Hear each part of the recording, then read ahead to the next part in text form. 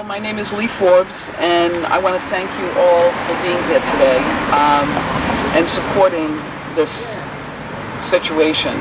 I think what Phyllis just had to say is so on point, and how the monies that have been awarded to him by Commerce Rhode Island and Governor Gina Raimondo could be spent, better spent, than giving it to a man like Lance Robbins, who has negatively impacted not only myself but these other women, and we don't know how many other people he has negatively impacted. I started a small business here in the building. It's called Nash Cafe and Bakery, and it was very successful. It was doing very well, and my partner and I, it was a bad marriage. It wasn't going to work. My intention was to continue with the business, and my partner put it into receivership rather than see me have a business. But I held the lease. The lease was in my name and all the finances.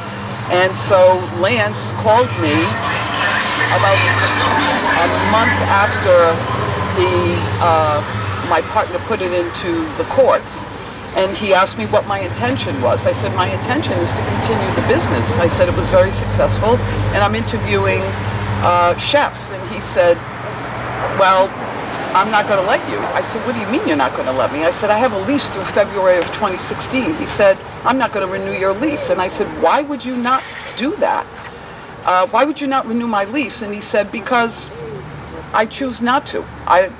Your partner is the one that was making the money, and she should be the one that's in there. And I said, you know what? She couldn't even be on the lease because she wouldn't pass the credit report. Anyway, that's a little bit of the backstory. What happened in court was he ended up buying my business for $7,500. It had been appraised as a result of the receivership process for $25,000.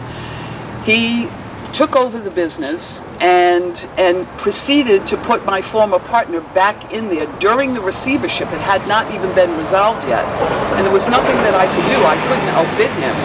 In essence, I would have had to outbid him, and he would have just kept upping the amount of money, but I didn't have it.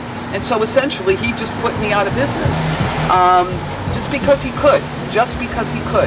And his track record, if anyone Googles this man's name, it has gone on for the past 30 years, and it goes on and on and on and on. And the number of convictions against this man and his behavior is just despicable. He's a morally bankrupt human being. And I just don't think that Commerce Rhode Island and Gina Raimondo have done their due diligence on any level whatsoever to investigate this man and what he is capable of and what his history tells all of us. I just heard when I arrived here that he was asked, I'm not going to quote who shared this with me, but he asked his accounting girls just within the past month if they would cook the books, and they resigned. So this is what this guy is up to. He is just up to no good. Every waking moment of his life, he is up to no good. And for him to get away with this and to walk away with $3.6 million in tax credits on the taxpayers' backs it's just despicable. It's despicable. Thank you very much.